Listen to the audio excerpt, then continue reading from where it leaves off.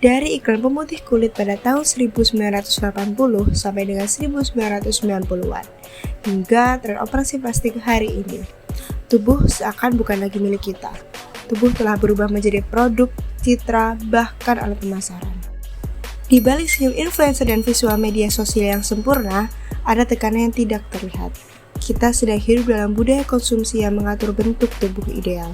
Pada tahun 1980 hingga 1990-an, iklan kosmetik berupaya mendikte tubuh perempuan Indonesia untuk berparas putih, rambut panjang dan lurus dengan figur yang langsing. Dalam beberapa dekade ini, nilai diri disamakan dengan tampilan fisik. Standar itu tidak menghilang, ia hanya berubah bentuk dengan mengikuti arus digital. Media sosial datang dengan membawa perubahan begitu cepatnya. Di berbagai platform seperti Instagram dan TikTok, tubuh sebagai komoditas visual akan menjadi hal yang lumrah. Konten di media sosial seperti TikTok dapat mendorong perbandingan sosial yang intens, memicu ketidakpuasan tubuh, terutama di kalangan Gen Z Indonesia.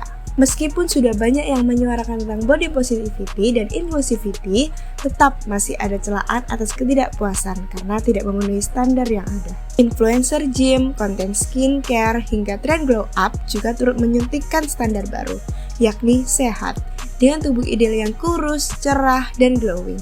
Tapi satu hal yang terus hadir yaitu tubuh yang layak tetap harus terlihat estetik tanpa celah. Padahal, tren ini terus bergerak secara dinamis dengan membawa perubahan standar yang beragam. Yang kini cantik diyakini sebagai Korean glass skin karena adanya Korean wave. Seringkali di balik tren glow up tersebut luput dari perhatian audiens tentang what's behind the curtain. Contohnya pada seorang YouTuber bernama Olivia D'Andrea, ia mengunggah konten bagaimana body image yang ditampilkan dalam konten Glow Up Diaries yang justru membawanya pada tuntutan menggerus kesehatan mentalnya. Terlebih banyaknya pasang mata yang mengawasinya sebagai influencer sebatas karena adanya komodifikasi dari citra tubuh yang sehat dan cantik. Standar ini tidak terlepas dari gender dan dibentuk dari kultur yang beragam. Perempuan harus langsing, bersih, proporsional, sedangkan laki-laki harus maskulin, berotot tapi tetap natural. Tekanan body image tak mengenal gender, hanya wujudnya saja yang berbeda. Pria pun kini memburu filler rahang, six pack instan, bahkan mengikuti tren wajah tirus.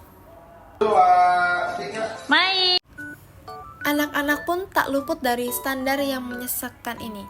Hasil penelitian juga menunjukkan bahwa pengaruh media dapat memprediksi masalah citra tubuh anak perempuan dan anak laki-laki selama masa kanak-kanak. Dari beragam influencer anak, mereka dijadikan bintang iklan sejak balita.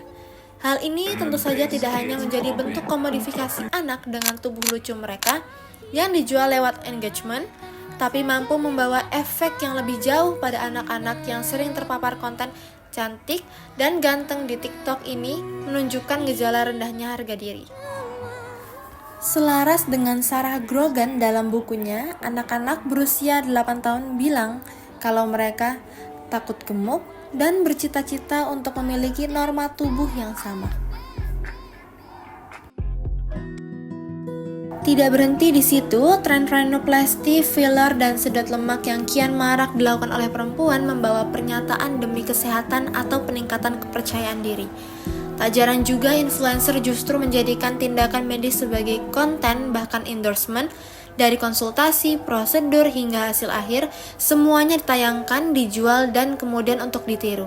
Tapi apakah ini sebenarnya justru menjadi dalih dari ketidakpercayaan diri dan mekanisme perlindungan diri mereka agar dapat bernafas dari sesaknya standar tersebut? Mungkinkah semua dilakukan semata-mata karena tekanan untuk terlihat sempurna di kamera? Pada nyatanya tidak bisa dipungkiri kalau kita hidup ibarat dengan tubuh yang menjadi etalase. Kecantikan bukan lagi pilihan, tapi menjadi tuntutan. Tubuh kita terlepas dari berbagai kalangan, gender, bahkan umur, semua dipoles demi memenuhi standar yang tidak masuk akal dan berubah secara dinamis itu. Ini bukan lagi hanya tentang estetika. Ini tentang siapa yang mengendalikan tubuh kita dan siapa yang merasa diuntungkan. Saatnya kita bertanya, apakah tubuh ini masih milik kita? Atau semata-mata hanya terbentuk karena standar dari kultur tertentu yang dijadikan sebagai alat permainan ini?